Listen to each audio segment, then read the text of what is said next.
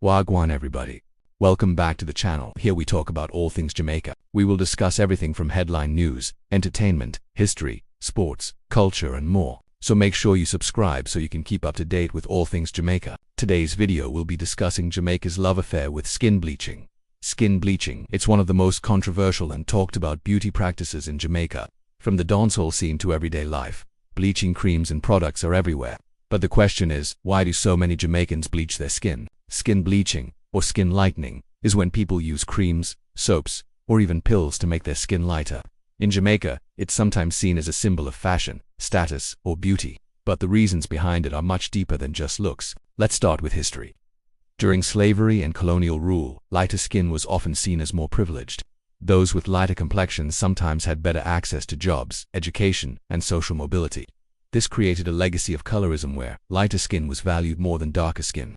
Even today, some people feel that being lighter can bring opportunities. Dancehall culture plays a huge role too. Some artists openly embrace bleaching as part of their style, calling it clean or pretty. For them, it's about standing out, being bold, and expressing confidence. Their fans often follow suit, making bleaching not just about skin tone, but about fashion and identity. Global media also shapes beauty standards.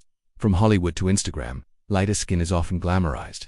This constant imagery reinforces the idea that lighter is more attractive, pushing many Jamaicans, especially young people, toward bleaching. In some cases, people believe lighter skin gives them an advantage in jobs, relationships, or social acceptance.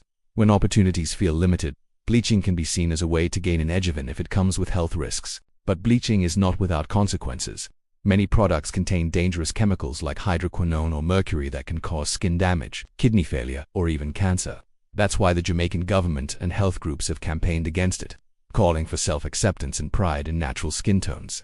In the end, skin bleaching in Jamaica is about much more than looks. It's tied to history, culture, music, and social pressures. Whether you agree with it or not, it's a powerful reflection of how beauty and identity are shaped in Jamaican society. Love your skin, love your culture. One Jamaica, many shades. What do you think about skin bleaching in Jamaica? Me.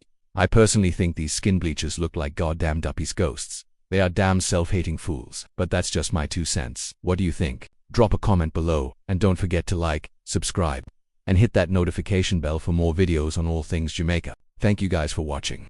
Until next time, big up yourself and walk good.